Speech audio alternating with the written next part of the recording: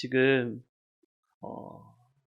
원래 예배는 기쁘고 주일은 아름다운 즐거운 날이지만, 그러나 마음이, 우리도 같이 웃는 자와 함께 웃고 우는 자와 함께 우는 것이 맞는 것 같습니다. 그래서 조금은 무게 있게 오늘 예배를 드렸으면 좋겠습니다. 트르키에 또 시리아 7.8 지진이 일어났다고 하죠. 히로시마 원폭의 32배의 위력이라고 합니다. 뉴스를 보면 여기는 마치 아마겟돈과 같다라고 말을 하죠. 지구 최후의 날 같은 광경이다. 생지옥은 따로 없다. 저도 이 소식을 들으면서 새벽마다 기도하면서도 마음이 참 무거웠습니다. 어떻게 하면 도울 수 있을까 고민하다가 우리 성도님들 같이 오늘 또 도움의 손길을 같이 모아서 또 물품을 같이 또 이렇게 구호 물품을 같이 전달하고 좀 그래서 저희 가정도 한 박스 챙겨 갖고 왔습니다. 그래서 지금 추우니까, 거기 겨울이거든요. 날씨가 쌀쌀하고 추우니까 좀 그런 부분들에서 어떻게 하면 도움이 될까, 지금 우리 서로 좀 도우는 그런 시간들이 되었으면 좋겠습니다. 교회가 어려울 때 서로 도울 수 있어야 된다고 보고 같이 기도해 주시고, 이번 주간은 이 영혼들을 위해서 더 많이 기도해 주셨으면 좋겠습니다. 튀르키예. 원래 이 튀르키예라는 나라가 어떤 나라일까 저도 잘 몰랐었는데, 원래 터키라는 건 잘 알죠. 원래 터키라는 나라는 잘 아는데, 나라 이름이 2022년 6월 28일을 중심으로 해서 유엔에서 튀르키예라고 이름을 바꿔버렸습니다. 왜냐하면 터키라는 말을 이 튀르키예 사람들은 안 좋아한다고 합니다. 이 터키라는 말은 이제 영국식 말인데, 이 말은 칠면조 또는 속어로는 겁쟁이라는 말이기 때문에, 이 터키의 원래 사람들은 터키라는 말보다는 이 튀르크라 이 말을 훨씬, 이게 민족의 이름이거든요. 그래서 이 튀르키예, 그래서 유엔에게 2020년에 튀르키예 이름을 좀 살려달라, 터키라는 이름을 빼고 튀르키예라는 이름으로 좀 바꿔달라, 2020년에 상정을 했고 올 2022년도에 6월 달에 바뀌었습니다. 그래서 이름이 이렇게 되는 거죠. 터키에서 튀르키예라는 이름으로 바뀌었습니다. 이제는 터키라는 이름을 쓰지 않고 튀르키예라는 이름으로 쓰게 됩니다. 유엔에서 그 이름을 바꿨죠. 그런데 그 나라에 뭐가 일어났냐면 지진이 일어났습니다. 2023년도 2월 6일 새벽 4시 17분에 7.8의 지진이 일어났죠. 그럴 뿐만 아니라 이 지진이 한 번만 일어난 게 아니라 연속해서 계속 일어납니다. 그래서 더 피해가 더 컸던 거죠. 2차는 4시 28분에 규모 6.7 지진이 일어나고, 3차는 오후 1시 24분에 7.5의 강진이 일어났습니다. 그러다 보니까 무너질 때 또 무너지고 계속 지진이 오니까, 여진만 해도 총 몇 번에는 77번이 여진이 계속 진행됐다고 합니다. 그러다 피해가 더 많이 컸죠. 제가 뉴스를 이렇게 보는데 지진이 일어난 그날 뭐라고 나왔냐면 3,000명의 사망자가 발생했다, 이렇게 나왔습니다. 그리고 나서 그 다음 날에 9,000명의 사망자가 발생했다. 그 다음 날에 14,000명이 발생했다. 그 다음 날에 2만 명의 사망자가 발생했다. 어제 뉴스에는 24,000명의 사망자가 발생했다 라고 뉴스에 나왔습니다. 시간이 지나면 지날수록 골든타임은 벌써 지났고, 지질학자들이 예상하기로는 10만 명의 사망자가 생길 것이다, 예상을 하고 있습니다.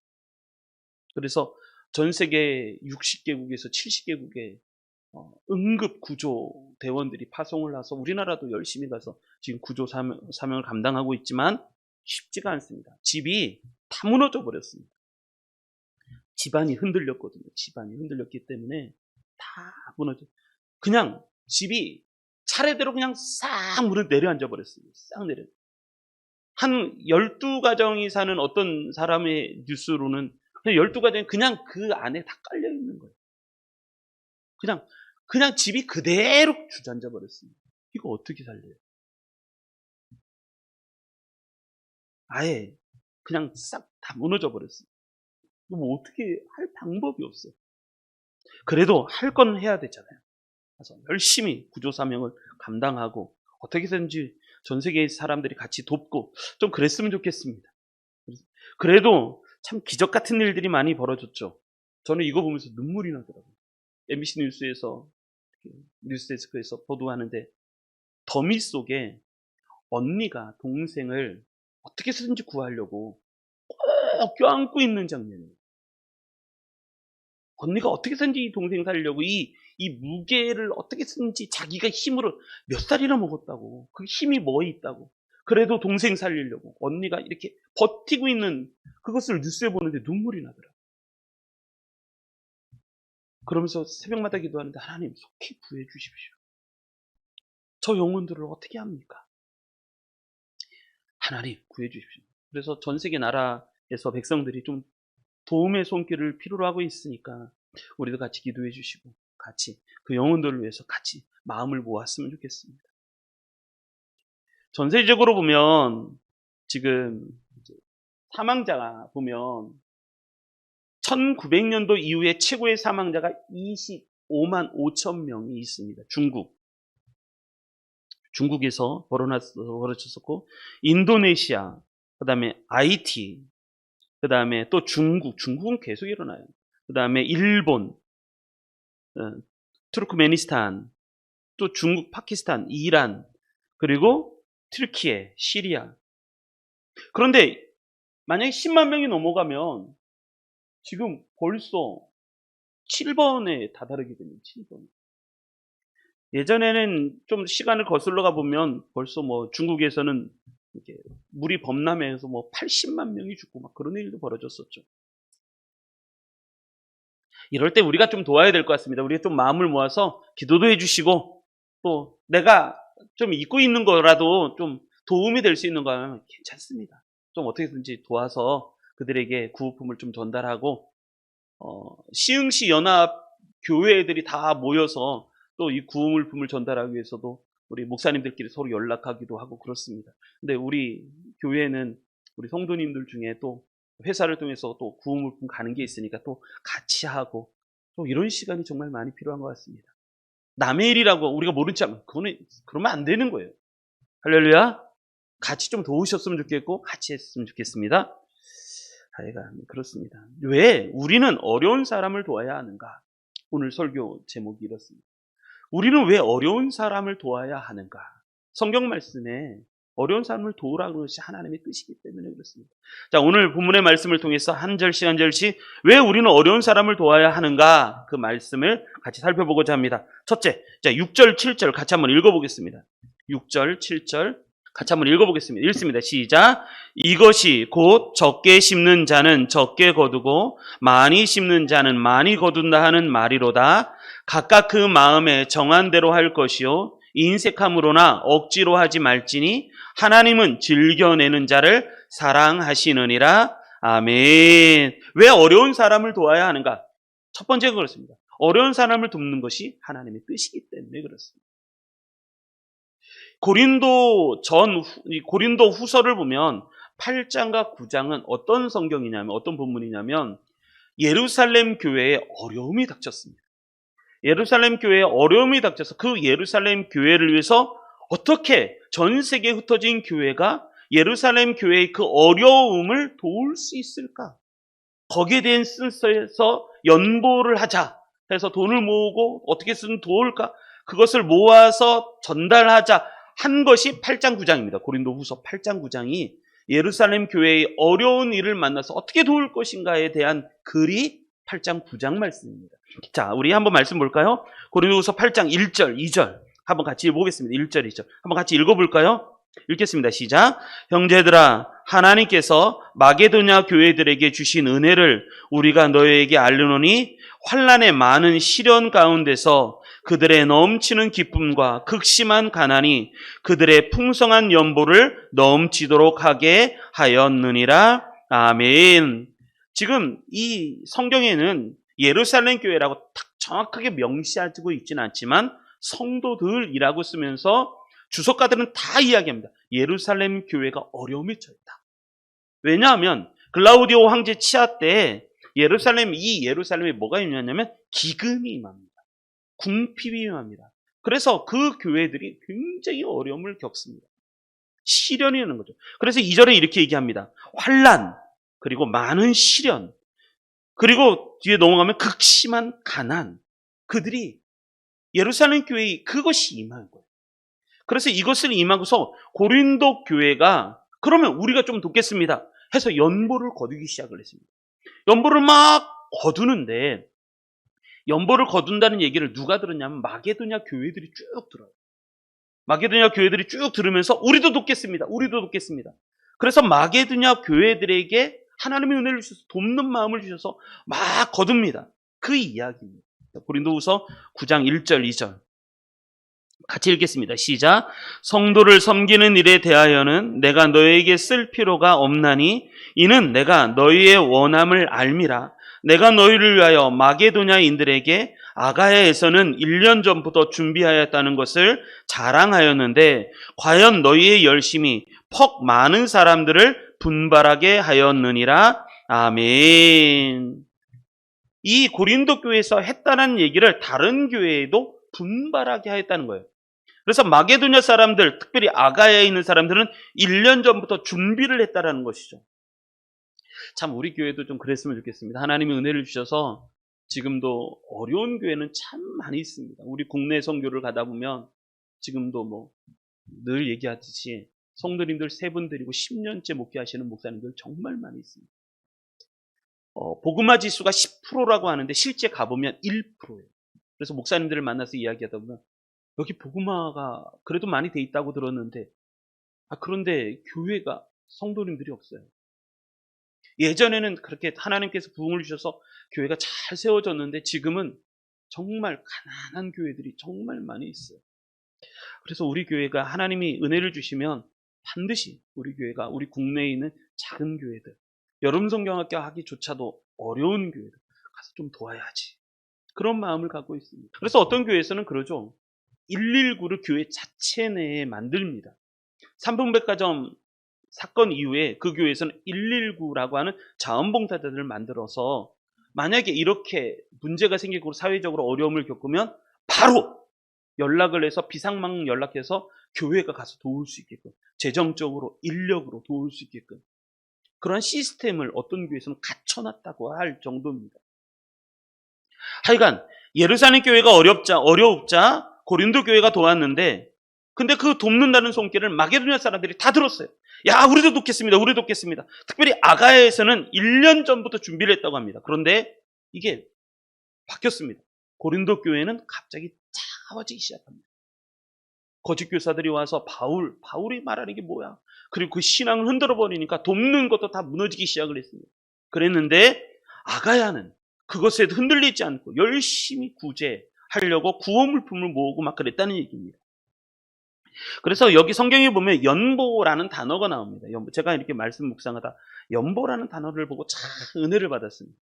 연보라는 단어가 이게 버릴 연자입니다. 버릴 연자. 그리고 기울 보자입니다. 근데 버릴 연자의 부수가 뭐냐면 이게 손수자입니다. 손으로 장애물을 치워주는 그게 연자입니다. 손으로 장애물을 버리는 거예요. 문제가 되는 걸 버려주는 거예요. 그리고 이게 기울 보자라는 게 뭐냐면 이게 옆에 있는 이 부수가 뭐냐면 옷의자입니다. 옷의. 만약에 옷에 빵꾸 난 것이 있으면 옷을 기워주는 거예요. 옷을 이렇게 채워주는 거예요. 그래서 빵꾸 난 옷으로 찢어진 옷으로 입고 다니지 마라 해서 그 옷을 기워주는 이게 연보라는 말입니다. 연보. 다만 헌금 그런 것만 의미하는 게 아니라 이 연보는 어려운 사람들의 장애물을 치워주고 그리고 그의 찢어진 옷을 기워주는 것 그것을 연보라고 말합니다. 이게 한자의 의미입니다. 근데 이것을 헬라어로는 뭐라 하냐면 하플로테토스라는 단어인데 이것은 뭐냐면 관대함이라는 거예요. 어려운 영혼에게도 내 마음을 관대하게 너를 넓게 열어주는 넓게 열려서 그 사람을 보는 것을 관대함. 이걸 연보라고 말하고 또 열린 마음이라고도 얘기합니다. 이게 하플로테투스라는 단어입니다. 그리고 이 단어 중에 참 의미가 뭐냐? 축복이라는 의미가 숨어 있습니다. 그 사람에게 하나님의 축복을 주는 것. 이게 연보라는 거예요. 어려운 사람은요. 10원도 너무나도 큽니다. 어려운 사람이 있는 사람은 뭐 10만 원을 쓰든 100만 원을 쓰든 그게 뭐가 문제가 되겠어요. 근데 없는 사람은요 10원도 힘든 거예요. 저도 그거를 이 전도사 또 목사 이 과정을 겪으면서 저도 별걸 다 겪어봤거든요. 그래서 없는 사람에게는 조그마한 것도 도움이 되는 거예요. 그래서 우리가 돕는 거예요. 우리가 뭐 엄청나게 큰 게 있어서 뭐 많이 있어서 그 사람 도운 게 아니라 어려운 사람이 그것조차도 필요하거든요. 그래서 돕는 거예요. 어쨌든 많이 좀 도와주시기 바랍니다. 지금 튀르키예나 시리아나 지금 인도네시아 소식은 딱 뉴스 한 번밖에 못 봤어요. 인도네시아도 이틀 전인가 5.5의 강진이 일어나서 어느 정도까지 어려움이 있는지는 저도 잘 모르는데 선교사님들에게 소식을 좀 물어봐야 되겠어요. 인도네시아는 지금 어떤지. 하여간. 그리고 연보라는 말은 선행이라는 의미를 갖고 있습니다. 선행. 그러니까 하나님은요, 이 연보, 돕는 것, 선행하는 것을 기뻐하신다는 거예요. 성경에 보면 왜 우리가 그래야 되는가라는 것은 이렇게 말씀하고 있습니다. 6절, 이것은 적게 심는 자는 적게 거두고 많이 섬기는 자는 많이 거둔다 하는 말이로다. 각각 그 마음에 정한 대로 할 것이요 인색함으로나 억지로 하지 말지니 하나님은 즐겨내는 자를 사랑하시느니라. 이게 하나님의 마음이기 때문에 너 왜 선행을 해야 돼? 너 왜 이렇게 연보를 해야 돼? 너 왜 누군가를 도와야 돼? 그것은요 하나님의 마음이기 때문이고 하나님의 뜻이기 때문인 것입니다. 예수님이 그러셨잖아요. 이 땅에 오시면서 자기 생명을 버리시면서까지 우리를 살려주시는 분이 우리 예수님이세요. 예수 믿는 사람 당연히 그 길을 따라가야 되는 것 아니에요? 내가 좀 편한 거 좀 불편하게 만들고 어려운 사람을 돕고 그 영혼을 구해내는 것이 예수 믿는 사람들을 향하시는 하나님의 뜻이죠. 그래서 하나님은요 즐겨내는 자를 하나님은 사랑하신다라는 말씀. 저는 이 말씀이 이번 주 암송 구절로 만들었는데 이 말씀이 너무너무 좋아요. 하나님은요 즐겨내시는 분을 사랑하십니다. 연보는 어떻게 해야 되는가? 7절에 정확하게 설명하고 있습니다. 첫 7절에 보면 이렇게 얘기합니다. 연보는 어떻게 해야 되는가? 첫째, 마음에 정한 대로 하라 라는 말이에요. 마음에 정한 대로. 이것은 뭐냐면 목적을 갖고 목적을 스스로 내가 어떤 목적을 갖고 그 정한 것으로 하는 것이 연보예요. 그래서 가령 10원도 괜찮고 1000원도 괜찮고 10,000원도 괜찮고 그렇지만 내가 어느 정도 정해놓고 하는 게 연보고. 그리고 두 번째, 인색함으로 하지 말라는 거예요. 인색함으로. 연보는요 인색함으로 하는 게 아니에요. 인색이라는 말은 뭐냐면 얼굴 색깔이잖아요. 근심으로 하지 마라. 그리고 세 번째, 억지로 하지 마라 라는 거예요. 연보는 억지로 하는 게 아니라는 거예요. 억지로 하다, 이게 원래 의미로는 뭐냐면 송곳니 있잖아요. 송곳니를 빼는 것 같은 언짢은 마음으로 하지 말라는 거예요. 이게 원어의 의미예요. 사도행전 5장에 보면 아나니아와 삽비라가 다른 사람 다 헌금하고 그러니까 자기도 밭을 팔아서 헌금하는데 아까운 거예요. 그래서 반만 헌금하고 반은 숨겨요. 하나님께 책망을 받죠. 심판을 받죠. 그러지 말라는 거. 억지로 하지 마라. 연보는 어떻게 되는가? 연보는 즐거운 마음으로. 그래서 하나님은요 즐겨내는 자를 사랑하시는, 이게 하나님의 뜻이랍니다. 하나님의 뜻. 과부의 두 렙돈 이야기를 아실 거예요. 하나님은 돈이 막 많이 하는 사람을 좋아하시고 조금 하는 사람을 슬퍼하시고 좋아하지 않으시고, 그게 아니라 예수님께서 그렇게 해요. 두 렙돈, 겨우 두 렙돈은 우리나라 화폐 가치로는 가장 작은 단위, 원 단위, 1원, 2원, 가장 작은. 그 중에서 2개. 그런데 그것이 생활비 전부예요. 과부가 먹고 살 것이 없으니까 생활비 2렙돈을 헌금을 한 거예요. 그런데 하나님께서는, 예수님께서 뭐라 하냐면 누구보다 가장 많이 했다. 누구보다 가장 많이 했다. 그럼 칭찬하시잖아요. 하나님은요 이런 어려운 시기에 어려운 사람을 돕는 것을 하나님은 좋아하시고 축복하시고 그 영혼을 기뻐하십니다. 그래서 하나님은 즐겨내시는 자를 사랑하십니다. 자, 두 번째 우리 말씀 보겠습니다. 두 번째 말씀 8절부터 10절까지 한번 읽어보겠습니다. 8절부터 10절 읽습니다. 시작. 하나님이 능히 모든 은혜를 너희에게 넘치게 하시나니 이는 너희로 모든 일에 항상 모든 것이 넉넉하여 모든 착한 일을 넘치게 하려 하심이라. 기록된 바 그가 흩어 가난한 자들에게 주었으니 그의 의가 영원토록 있느리라 함과 같으니라. 심는 자에게 씨와 먹을 양식을 주시는 이가 너희 심을 것을 주사 풍성하게 하시고 너의 의의 열매를 더하게 하시리라. 아멘. 자, 두 번째, 왜 어려운 사람을 도와야 되는가? 그것은 뭐냐면 내가 영원히 잘 되는 일이기 때문에 그렇습니다. 자, 8절, 하나님은 능히 모든 은혜를 너에게 넘치게 하시나니. 우리가 가난한 사람을 도우면요, 우리가 어려운 사람을 도우면 하나님은 우리에게 모든 은혜가 넘치게 하시는 분이시라는 거예요. 그리고 나서 말씀하시기를 이는 너희로 모든 일에 항상 모든 것이 넉넉하여 모든 착한 일을 넘치게 하게 하려 하심이라. 아멘. 하나님이 우리에게 주신 이 재물은요, 왜 하나님이 우리에게 재물을 주실까? 왜 나로 하여금 돈을 벌게 하실까? 그것은 뭐냐면 착한 일을 하게 하기 위해서. 착한 일을 하기 위해서. 내가 돈을 많이 벌었어요. 그 돈을 나를 위해서 쓰면 내 대해서 끝나요. 그런데 이 돈을 누군가를 위해서, 가난한 영혼과 어려운 영혼을 위해서 쓰면 이 돈이 우리가 살아가는 인생에서 끝나는 것이 아니라 이것이 영원이라는 시간에게도 넘어간다는 거예요. 지금 이 성경의 말씀은 그 말씀이에요. 그러니까 하나님이 우리에게 돈을 주신 목적은 착한 일에 쓰기 위해서. 그래서 교회는요, 가난한 사람도 없고 부자도 없는 거예요. 누구나 다 공평해야 돼요. 부자는 가난한 사람을 돕고 가난한 사람은 또 섬기는 모습으로 잘 돼서 또 누군가를 섬길 수 있는 자리에까지 가는 게 이 교회의 역할이에요. 교회에 오는데 나는 돈 많이 벌고 난 잘생겨 잘났고 난 좋은 차 몰고 그러면서 티내고 그런 게 아니에요. 교회는 가난한 사람이나 또 부자는 없는 거예요. 모두가 다 하나님 앞에 형제고 자매고 또 부모고 가족이고 그렇게 공평하고 평화된 그게 하나님의 뜻이에요. 그리고 9절, 그런데 거기에서만 멈추는 게 아니라 9절, 기록된 바 그가 흩어 가난한 자들에게 주었으니, 그 재물을 가난한 사람들에게 주었으니 그 다음이 중요해요. 그의 의가 영원토록 있느니라 함과 같으니라. 그가 가난한 사람을 도우면 그의 의가 영원토록, 하나님께서 그걸 기억하신다는 거예요. 재물을 나를 위해서만 내가 쓰면 내 대해서 끝나요. 그런데 그것을 누군가를 위해서 쓰고 가난한 사람, 어려운 사람을 위해서 쓰면 그 착함이 영원이라는 시간까지도 흘러가게 돼 있다는 거예요. 하나님은 그걸 기억하세요.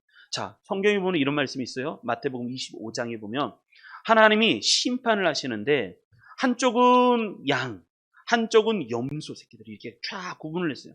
그러면서 심판의 근거가 뭐냐면 이쪽 편에 있는 사람들을 칭찬하시면서 말씀하시기를 뭐냐면 너희들은 내가 어려울 때 도왔고 내가 병들었을 때 나를 고쳤고 내가 어려움에 처했을 때 나를 찾아왔고 그랬다는 거예요. 근데 이 사람들은 언제요?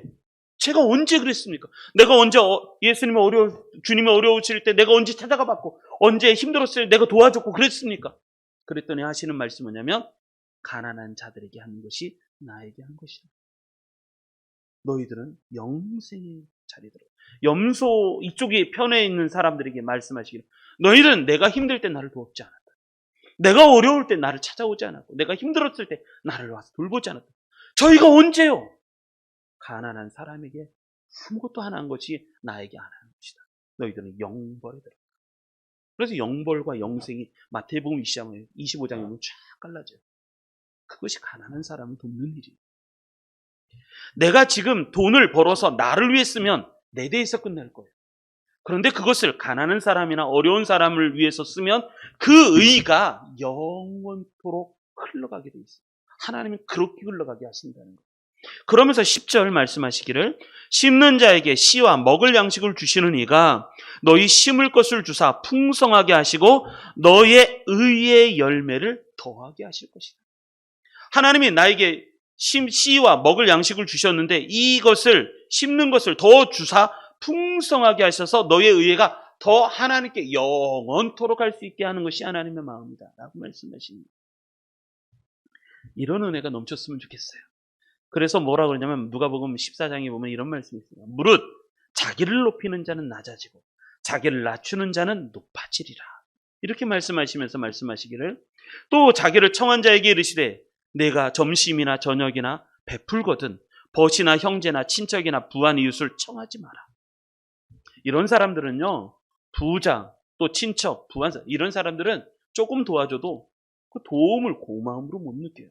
그런데 예수는 말씀하시기를 두렵건대 그 사람들이 너를 도로 청하여 내게 가품이 될까 하노라. 잔치를 베풀거든 차라리 가난한 자들과 몸 불편한 자들과 저는 자들과 맹인들을 청하라. 그리하면 그들이 갚을 것이 없으므로 그들이 갚을 것이 없다는 거예요. 갚을 것이 없으므로 내게 복이 되니 그 갚을 것이 없는 것이 내게 복이 되는 이유는 이는 의인들의 부활 시에 내가 갚음을 받겠습니다. 이 갚음을 누가 해주신다? 하나님이 해주신다. 가난한 사람을 도우십시오. 그러면 가난한 사람은 갚을 게 없잖아요. 갚을 게 없으면 하나님이 그걸 보시고 그 갚을 수 없는 것을 내가 갚아주겠다. 그래서 예수님 말씀하시는 보물을 땅에 쌓아두지 마라. 보물을 하늘에 쌓아두라. 그럼 하나님께서 너에게 칭찬해 주신다. 뿐만 아니라 마태복음 10장 42절에 보면 이렇게 말씀하십니다. 저는 이 말씀이 참 좋아요. 또 누구든지 제자의 이름으로 이 작은 자 중 하나에게 냉수 한 그릇이라도 주는 자는 내가 진실로 너에게 이르노니 그 사람이 결단코 상을 잃지 아니하리라 하시니라.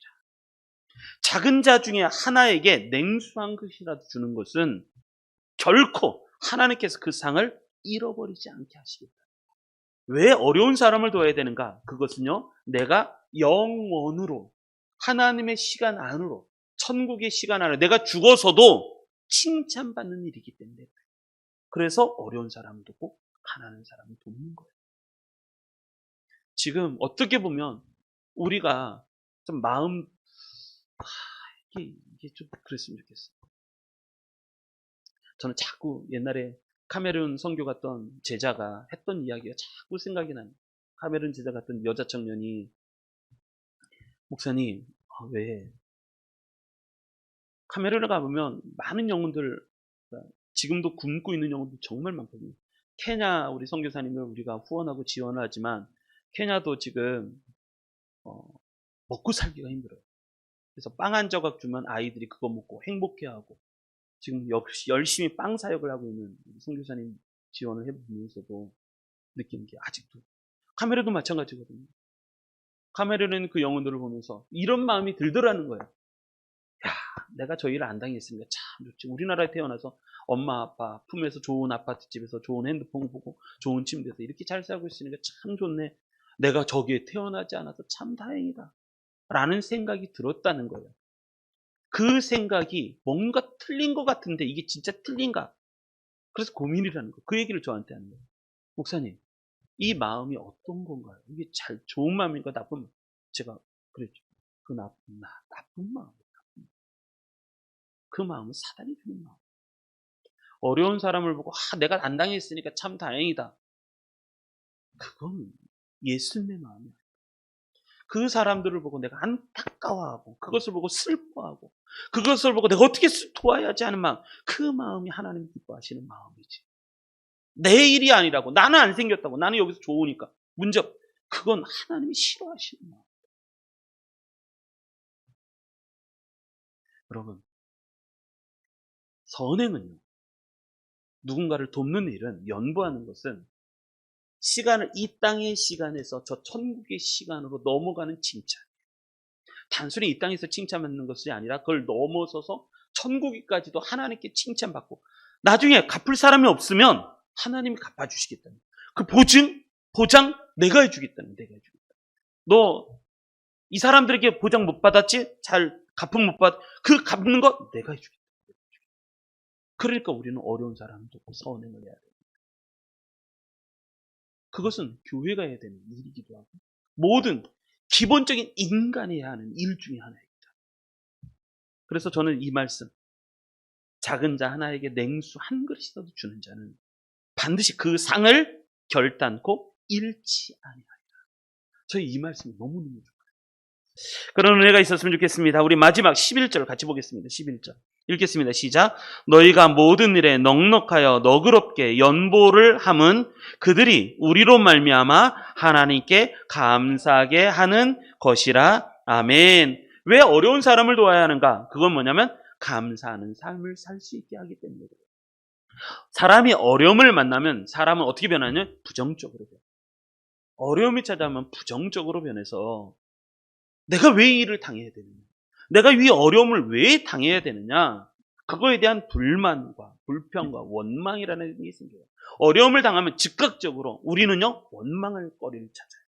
그래서 부정적이 돼가는 거예요. 그런데 누군가가 내가 어려운 처지에 있는 내 모습을 보고 나를 도우면 나는 어떤 사람이 되느냐? 부정적인 사람이 아니라 그때는 감사하는 사람으로 변한다는 거예요. 이 말씀이 그 말씀이에요. 너희가 모든 일이 넉넉하여 너그럽게 연보를 함은 그들이 우리로 말미암아 하나님께 감사하게 하려는 것이다. 그러면 감사를 해요. 부정적인 생각을 잃어버리고 오히려 긍정적이고 감사하는 생각으로 변화가 된다는 거예요. 이런 사람이 있었습니다. 오른쪽에 있는 플레밍, 왼쪽에 있는 사람은 처칠이라는 사람입니다. 어렸을 때 이 둘이 서로 만났는데 템즈강에서 처칠이 놀다가 물에 빠졌습니다. 그래서 거의 죽어가고 있을 때 지나가고 있던 가난한 소년이었던 플레밍이 위험을 무릅쓰고 강물에 뛰어들어서 처칠을 구해냈다고 합니다. 구해냈다고. 얼마나 감사해요. 그런데 이 플레밍은 아주 가난했다고 합니다. 그런데 처칠의 할아버지가 이 소식을 들었습니다. 그리고 플레밍을 불렀습니다. 고맙다. 내 손주를 구해줘서 고맙다. 그러면서 처칠의 할아버지가 플레밍에게 얘기를 이렇게 말하더랍니다. 네 소원이 뭐냐? 그랬더니 플레밍이 말하기를 뭐냐면 나는 의사가 되는 겁니다. 나는 의사가 되고 싶습니다. 근데 내가 지금 가난합니다. 처칠의 할아버지가 어떻게 했냐면 플레밍, 그럼 내가 너의 후원자가 되겠다. 그래서 학비와 기숙사비 모든 것을 다 지원해 줬다고 합니다. 그래서 플레밍이 공부를 하고 열심히 의사가 되고 또 박사가 되고 그랬다라고 말합니다. 열심히 의학 공부를 해서 성공을 합니다. 그러다가 이 플레밍이라는 사람이 뭐를 발견하냐면 페니실린을, 그것을 발견해서 노벨상을 받습니다. 그러다가 윈스턴 처칠이 젊었을 때 군인이 되어서 아프리카에 들어갔습니다. 교통과 통신 이만저만 불편한 것이 아니었습니다. 아프리카 오지에서 폐결핵에 걸렸습니다. 생명이 위독하다는 소식이 들려왔습니다. 그때 플레밍이 자기가 발명한 페니실린을 들고 비행기를 타고 아프리카에 달려가서 사경을 헤매던 처칠을 구해줬다는 겁니다. 목숨을 되찾았죠. 그리고 나서 목숨을 되찾은 처칠은요, 그 다음에 수십 년간 사회생활을 하면서 영국 수상이 됩니다. 그리고 수상으로 명성을 떨치면서 독재자 히틀러의 손에서 영국을 구해내죠. 2차 세계대전. 그때 영국을 구해낸 사람이 처칠 수상 아닙니까? 그리고 전 세계 약소민족에게 해방과 자유를 안겨준 사람이 처칠입니다. 자, 이런 것 같아요. 내가 누군가 어려운 사람을 돕잖아요. 도우면 만약에 누구라도 나를 도와주지 않으면 이 사람은요, 불만, 불평, 원망, 부정적인 사고와 생각들이 가득해서 나중에 사회에 적응하지 못하는 사람이 되는데, 누군가가 이 사람을 도와주면 이 사람은 긍정적이고 더군다나 하나님께 감사하는 사람이 되어서, 그래서 이 사람이 또 누군가를 돕는 사람이 되는 거예요. 지금 처칠과 플레밍 그 얘기를 하는 거예요. 처칠이 위기에 빠졌을 때 플레밍이 돕고, 처칠의 할아버지가 후원자가 되고, 플레밍은 공부를 했는데 처칠이 위급할 때 처칠이 와서 또 도와주고, 처칠이 나중에 잘 돼서 영국 수상이 되어서 2차 세계대전 독일군의 그 큰 전쟁을 승리로 이끌고 나라를 구하고 약소국을 해방시키는 사람이 되잖아요. 이게 서로 그렇게 돼갑니다. 지금 하나님이 말씀하시는 본문의 말씀, 고린도후서 9장 6절로 11절 말씀은 그 말씀이에요. 내가 만약에 어려운 사람을 도우면 하나님의 뜻이다. 그리고 그 칭찬이 영원에까지 가고 하나님 반드시 갚아줄 것이다. 뿐만 아니라 이 사람이, 도움을 받은 사람이 감사하는 사람이 돼서 이 사람이 또 누군가를 돕고 그 사람이 또 누군가를 도와서 서로 간에 돕고 해서 하나님이 원하시는 나라가 이루어진다. 지금 그 얘기를 하고 있는 거예요. 그래서 연보는 축복이라는 거예요. 연보는 그래서 축복이다. 하나님께 사랑을 받고 하나님의 뜻일 뿐만 아니라 내 인생을 넘어서서 저 영원한 시간에 거기에 가서 하나님의 갚음을 받는 시간 살아야 돼요. 뿐만 아니라 가난한 사람이, 어려운 처인 사람이 하나님께 부정적인 사람이 아니라 이제 원망이나 불평하는 게 아니라 누군가의 도움을 받으면 이 사람도 감사를 할 수 있는 사람이 되어서 그래서 또 누군가를 돕는 사람이 된다라는 것이죠. 그래서 연보는 축복. 연보는 축복이 계속 이어지는 달이에요. 이런 우리 성도님들 되셨으면 좋겠습니다. 자, 우리도 서로 돕는 사람이 됩시다. 그래서 하나님께 칭찬 듣고 잘 승리하시는 그런 의미 있는 우리 성도님들 되시기를 주님의 이름으로 축원합니다.